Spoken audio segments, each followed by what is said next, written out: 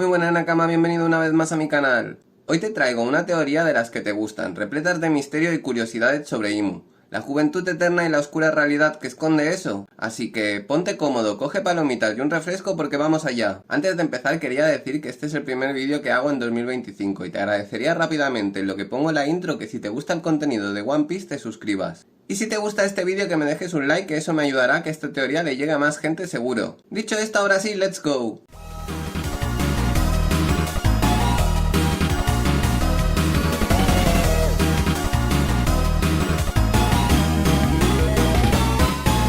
Después de pensar varias veces en el acontecimiento que nos cuenta Sabo, después de infiltrarse el mismísimo Sabo en Mary Joyce y ver presencialmente a Imu,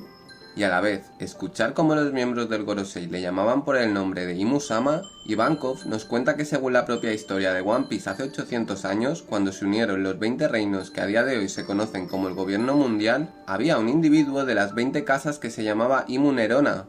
pero que ese sujeto debería de haber fallecido ya por el tiempo, de no ser que hubiera usado en él el poder de la Akuma no Mi de Law en un pasado, la Ope Ope no Mi. Y vaya si está overpower, porque lo que quería decir es que Oda muy posiblemente nos va a hacer empatizar increíble en un futuro cuando nos muestre en un pasado del flyback de Imu y cómo así consiguió la vida eterna, de ser realmente que la tenga. Pero en este caso vamos a suponer que sí, que es porque le hicieron la habilidad de la Ope Ope no Mi definitiva de la juventud eterna. Y no creo que Oda haya escogido a Law de casualidad, por ser Law casi uno de los miembros de la banda considerado por muchos de los fans y ser un personaje generalmente muy querido por casi la mayoría de la comunidad de One Piece, porque recordemos que Law nos ha estado acompañando durante muchos años reales de nuestra vida en esta aventura, dándose así una alianza entre Law y Luffy formada en Punjazar, que fue el inicio de dicha alianza, hasta finalizar Wano, que se rompe la misma, acompañándonos un aproximado de unos 500 capítulos de la obra de One Piece. No en todos sale Law, pero ya me entendéis, Nakama. Seguidamente en todos los eventos y sucesos de estas sagas en las que Luffy y Law estuvieron aliados. Pues como os decía, Law es bastante querido y valorado por el fandom y por la misma obra de One Piece,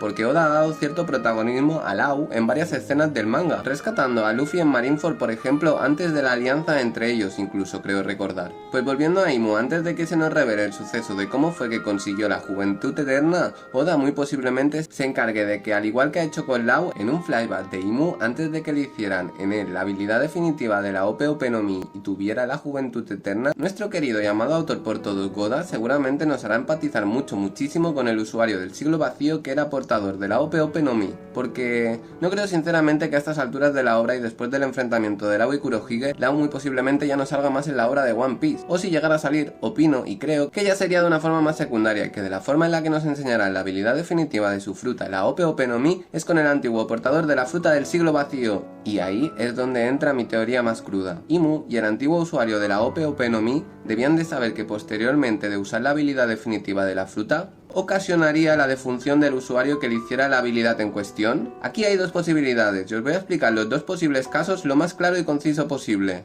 Los dos casos empezarían igual, con el antiguo usuario de la Ope Ope no Mi del siglo vacío, es que sea, o fuese mejor dicho, que fuese alguien muy cercano a Imu. Me explico, a lo mejor sería como el mejor Nakama que pudiese tener y contar Imu, o a lo mejor sería un hermano familiar muy querido para Imu, poseedor de la fruta de Law en el siglo vacío. Ok, pues ese es el enlace inicial de ambos. Lo segundo sería, seguramente al Imu y este sujeto, portador de la Ope Ope no Mi durante el siglo vacío, se debieron poner de acuerdo en algún momento de la historia del siglo vacío para hacer una alianza como Law y Luffy. Solo que en este caso sería Imu con el portador de la Ope Ope no Mi de esa época, para aliarse e intentar así derrotar a su rival de aquellos tiempos, el cual intuyo que se tratase de Joy Boy. Bien, pues a partir de aquí para mí ya solo hay dos posibilidades, una más emotiva y otra más oscura. Vamos primero con la emotiva. En el caso de que Imu y este usuario de la Ope Ope no Mi del siglo vacío hicieran una alianza para derrotar a Joy Boy, que no os quepa duda que, como bien he dicho antes, el autor se encargará que por muy malo maloso que sea Imu, cojamos cariño al antiguo portador de la Ope Ope no Mi, como pasó por ejemplo con el señor Pink entre Rosa y eso que Don Flamingo también era un malo maloso.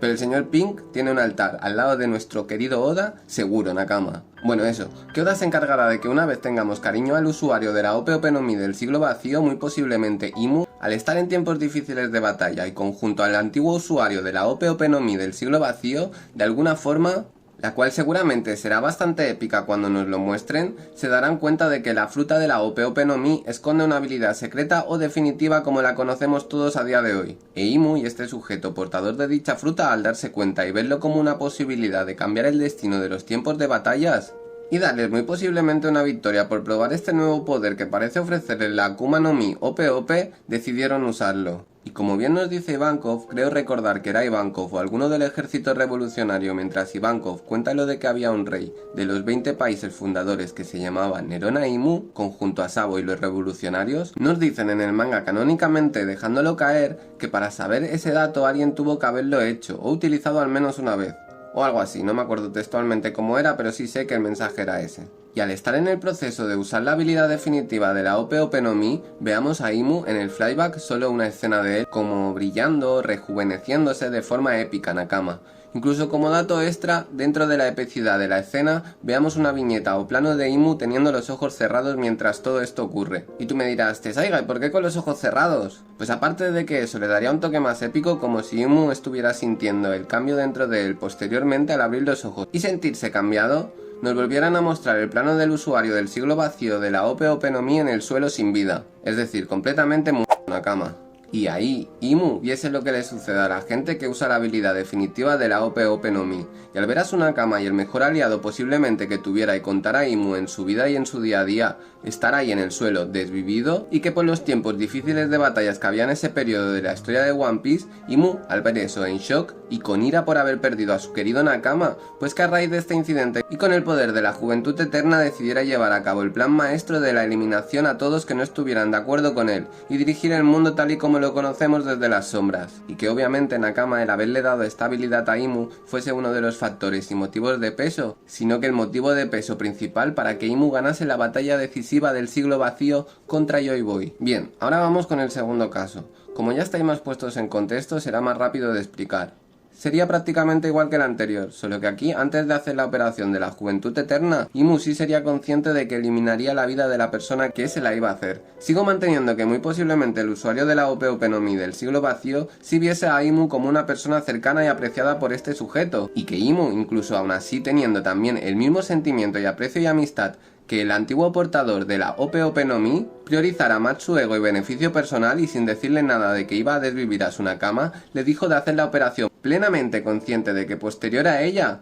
el sujeto como tal fallecerá. Y el resto sí sería igual que el primer caso, solo que no sé, wow, qué crudo si fuese el segundo caso. Aunque siendo Imu el villano maloso del mundo de One Piece, tampoco lo descarto Nakama. Antes de acabar el vídeo me gustaría dar dos datos extra de Imu que tienen que ver un poco con todo esto. Una es el cartel que tiene Imu de Kurohige. Yo creo que Imu ve en Marshall D. Teach una personalidad que se asemeja a la del mismo Imu, y que ve la capacidad de eliminar a uno de los suyos si por conseguir sus propósitos se tratase. Bien, eso es una resumidamente, que ya iba a extenderme y si no, no termino. Y la segunda y más fumada todavía es, ¿sabéis que Moria tenía usuarios zombies sirviéndole a sus órdenes? Creo que a lo mejor la persona que nos muestran en sombra que le trae los mensajes a Imu en la habitación de las flores y que se encarga de comunicarle las cosas muy posiblemente se trate de la persona que le dio la juventud eterna, y que del shock que le ocasionó a Imu fuese suficiente para mantenerle entre comillas con vida, para no olvidarse nunca por mucho que pase el tiempo de por qué Imu tiene la juventud eterna. Bien, pues hasta aquí ha llegado la super teoría fumada de hoy, espero que te haya gustado, que te la hayas gozado Nakama, y de ser así te agradecería que revisases tu suscripción, porque se me han refrescado los datos y me sale que hay menos gente suscrita incluso que antes, pero no tiene sentido porque somos más. Igualmente te quería pedir como reto, seas o no seas de los que se suscriba a canales, que si estás escuchando esto le des a suscribirte desde este vídeo, en este momento, y si en principio solo el 10% de vosotros me ayuda ya seríamos unos 100 más para el próximo vídeo casi Nakama. A ver, ya sé que eso es imposible, pero tenía que decirlo. Y si ya estás suscrito te lo agradezco mucho de corazón, que no me olvido de ti. Y si quieres dejarme un like y comentarme algo con la palabra mochi por en medio, yo sabré que has llegado hasta aquí. Dicho esto, espero que estés muy bien y que tengas una agradable mañana, tarde o noche. Dicho esto, ahora sí nos vemos en el próximo vídeo con más y mejor. Chao, chao, chao, chao, chao, chao.